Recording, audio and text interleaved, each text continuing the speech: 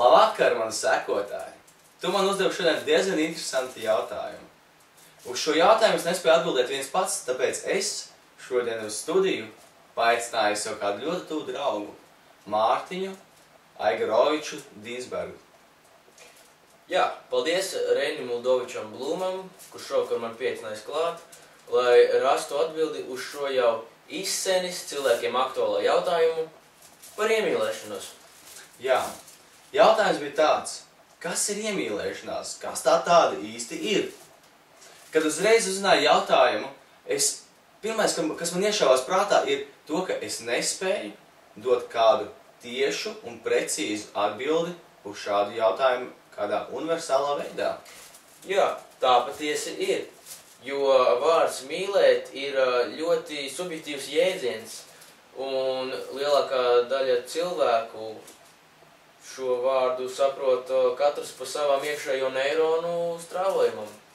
Jo reiz Karls Gustavs Jungs postulē kādu tādu arhetipa veidu, proti vīriešiem ir tāds kā anima un sievietiem animus. Tie ir tādi kā vīrišķo un sievišķo cilvēku pretējie tēli, kurus tu satiec kā savus pretstatus. Proti, ja tu uz ielas satiec sešinieku un viņš tev tā kā iešajās acīs, kā mēs tautā sakam, mīlestība no pirmā acu skatiena, tas uzreiz parāda to, ka tas ir kā vienīgais veids, kā psihe spēja parādīt to, kas notiekās mūsu prātā. Un tas ir pavisam interesanti. Jā, bet vai tiešām lielākā daļa cilvēku atrod un iemīl pareizo to cilvēku? Un kāpēc gan lielākā daļa arī pāru, kur nodušies kopdzīvē jau agrā jaunībā, tikpat ātri arī izšķirās? Bet varbūt tas ir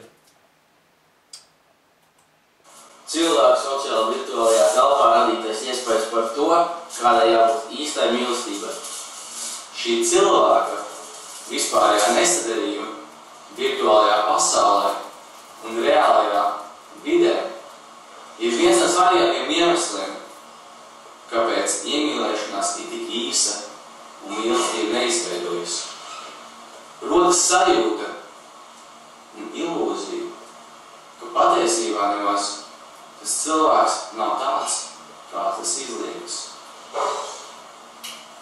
Vēl lielāku ilūziju rada iepazīšanās internetā, kurā mīt cilvēki ar maniakālām tieksmēm un kuri uzdodas par to, kas viņi nav, lai tādējādi iegūtu otras personas uzticību, kas savukārt noved pie personiskas informācijas izpaušanas, un tas var radīt dzīvībai bīstamus draudus.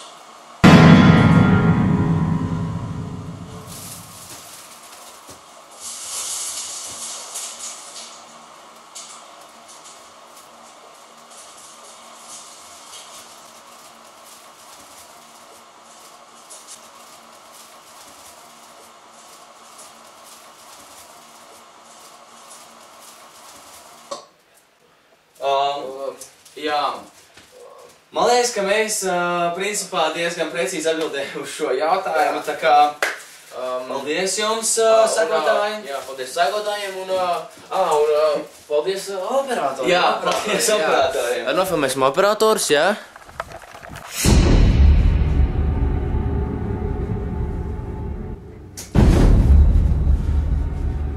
Mārtiņ, šī kā kāds ir aiz loga.